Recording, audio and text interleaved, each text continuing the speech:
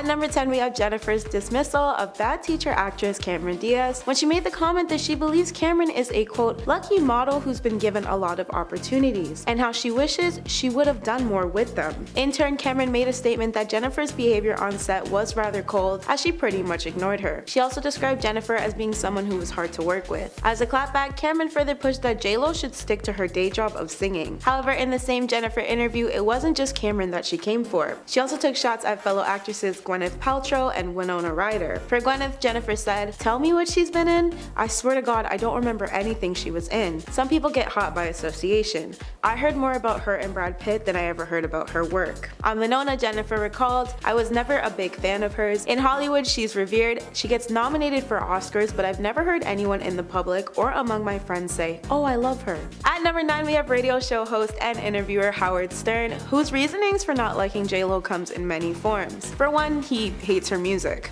Howard's typical musical vibe is 90s rock and grunge rather than early 2000s pop. But not only does Howard not enjoy Jennifer's music, he's also bashed it in the form of jokes on numerous occasions, despite his attraction to fairly few pop songs in the past. In summary, it was Howard Stern's show co-host Robin who made claims while they watched her on the floor music video that radio stations were hesitant to play the song since she hadn't been charting for a while. Apparently, to further this point, he described that the relevance of JLo being a judge on American Idol kind of forced the song down consumers' throats, and Howard later accused Jennifer of being self-absorbed because the single debuted on American Idol. Howard further bashed her Super Bowl performance and even ridiculed Jimmy Fallon's praises for it as well. There was also the incident where Howard claims he spent the entirety of his run-in with his friend Mark Anthony, who was married to Jennifer at the time, being completely ignored. This further pushed the established reputation of Jennifer being a snotty diva. Howard's last straw was Jennifer's interview, where she was asked if she found Howard attractive, and remained silent while expressing a puking expression. Since then, Howard has not let up on the insults about her attitude, music, and business choices whenever she's brought up on his show. At number 8, we have Gloria Estefan's shade to Jennifer for her halftime documentary spiel about performing with Shakira for the 2020 Super Bowl. When Gloria admitted she chose not to participate with no regrets, she blasted Jennifer's comments about their experience when she sat down with Andy Cohen on Watch What Happens Live in June. Quote,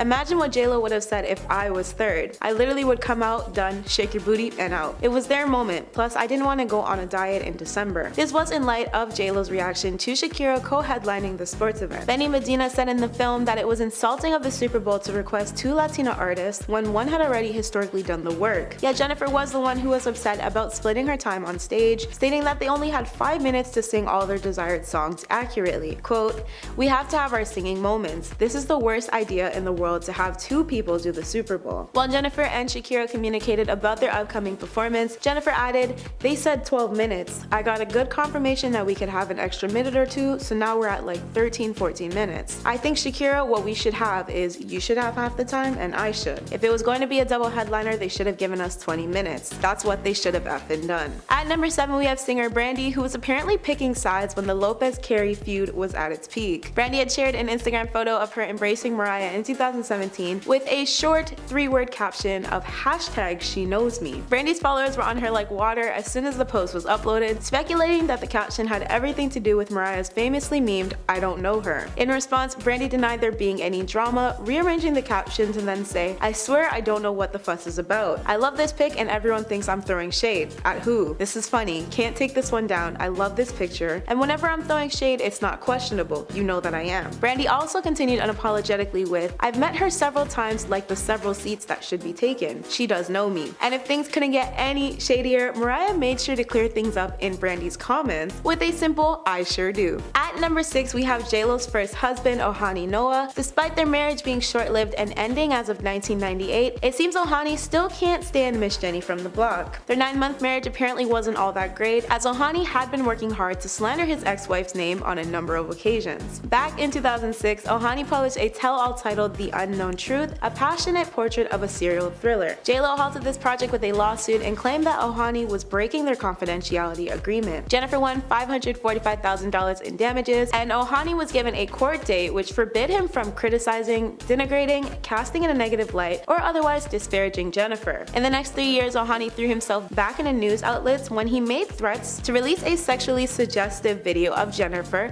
that was filmed during their honeymoon and resulted in another $10 million lawsuit. In 2016, his appearance on $1 Million Matchmaker saw Ojani claiming he loaded the blame on Jennifer for their split and how he was looking forward to spending a lifetime with her before she chose her career over him. At number 5, we have former NBC World of Dance TV host and mentor Jenna Dewan, who sat on the panel with then executive producer Jennifer. Although the two dancers and celebrities seemed fine during the 2017 reality dance competition tapings, their animosity behind the scenes apparently ran deep. An unnamed outlet source once stated on Jenna's behalf that Jenna, quote, can't stand Jen's over-the-top theatrical fakery, adding that Jen never fails to ham it up when the cameras are rolling and she hijacks the show. It seems she'd prefer if Jenna just stayed in the background. Every situation, even off camera, is micromanaged by JLaw, and Jenna feels very excluded. This alleged feud seemed to be squashed fairly quickly though when Gossip Cop reached out to a show producer and one of Jenna's reps and was informed that the reported beef was misleading. However, given Jennifer's past, can we really be sure of this? At number 4, we have actress Rosie Perez. She and Jennifer apparently had lifelong ties with one another that seemed great on the outside. But both Puerto Rican dancers raised in New York have zero love for each other, according to Rosie's 2014 Handbook for an Unpredictable Life memoir. In it, Rosie discusses working on In Living Color with Jennifer in a wickedly horrible light. Quote,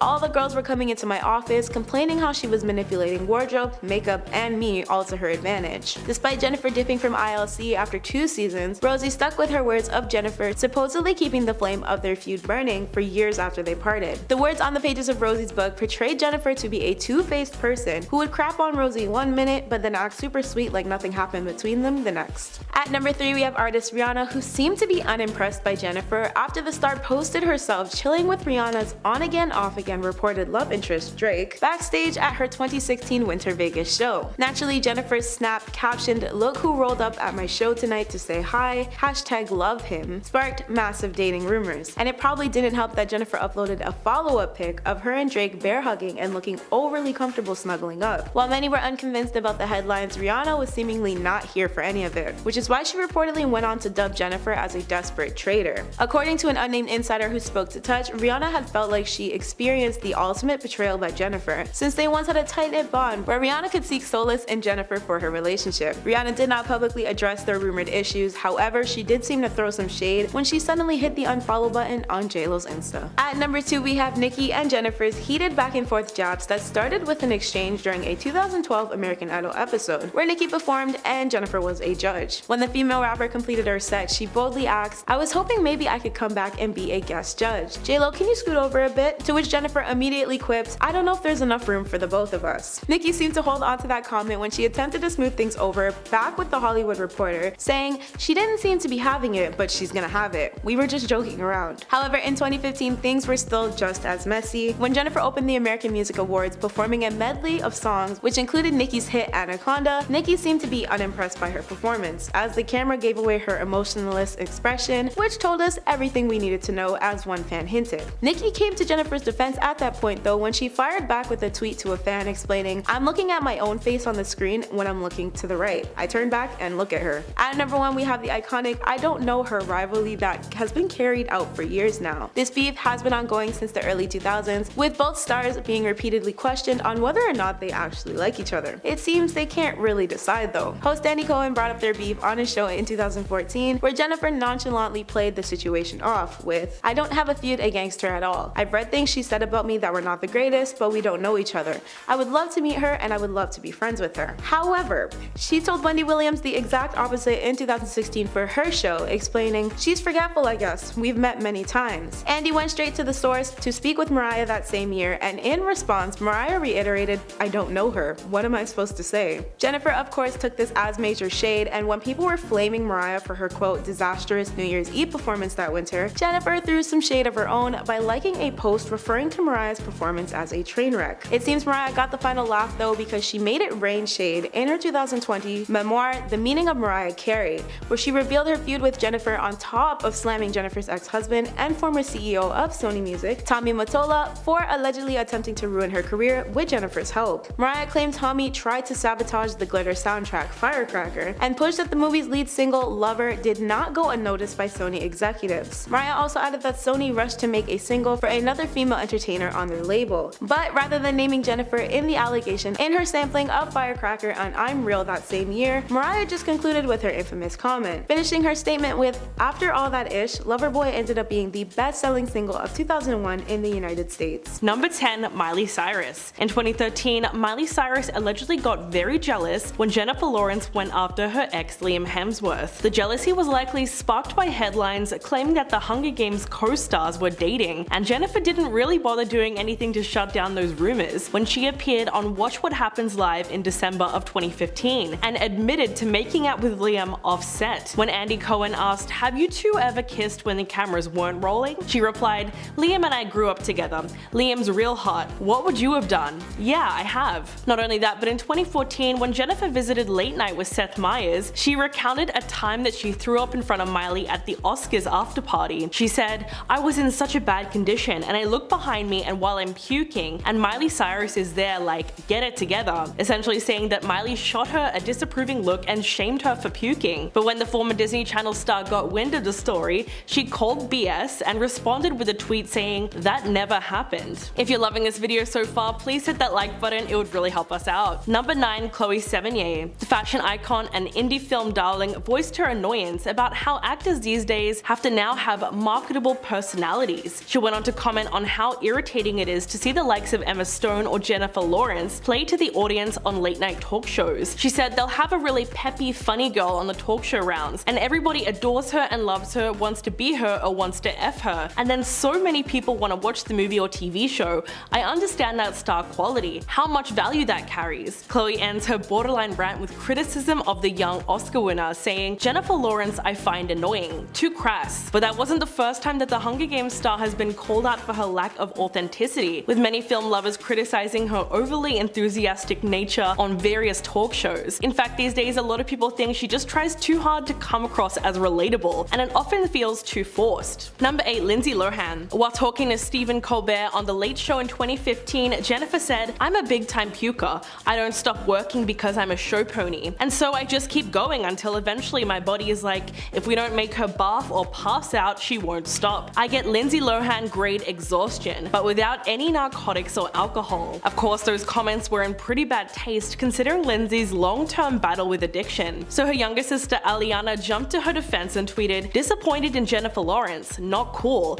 To which Lindsay wrote, "Thank you, sister. Maybe who you're referring to should learn to support others like Maya Angelou." Her mother Dina was also upset at the comment and told Entertainment Tonight, "We have always been fans of hers, so it was unfortunate that she used Lindsay as a reference of not showing up to set, and that was the whole bit. It was disappointing that she didn't have her peers back. You shouldn't trash anyone. It was just surprising. My family sticks together." Number 7. Jared Leto. When JLaw took to the stage at the 2014 Oscars to present the award for Best Actor, she called out someone who was laughing in the audience and said, What is funny?" Only later did we find out that that person was Jared Leto. He told Access Hollywood about the awkward moment, saying, "What she didn't know was that Ellen was on the side making, pantomiming, don't fall, and my mother and my brother are all cracking up. I guess we don't have any manners. You can take them out of Louisiana, but you can't take Louisiana out of them, right?" Obviously Jared didn't take the incident very seriously, he just wanted to clear up the fact that he wasn't laughing about her. But when he was asked about Jennifer's second red carpet fall earlier in the evening, he said, "You know, I'm starting to wonder if this is all a bit of an act." So clearly he thinks that she was more or less acting clumsy on purpose. Number 6. Erika Jayne. The Real Housewives of Beverly Hills star had some pretty harsh words for Jennifer Lawrence after she trash-talked her at the Toronto Film Festival. JLaw was talking about the Real Housewives and said, "My biggest problem with this season is that it's been boring, and I think that Erika is evil. I would go as far as to say that she needs a publicist ASAP," seemingly referencing the fact that Erika has been at the center of several lawsuits involving her estranged husband and disgraced attorney Tom Girardi. When Erika went on to Watch What Happens Live with Andy Cohen, he asked her what her reaction was to Jennifer's comments, to which she responded,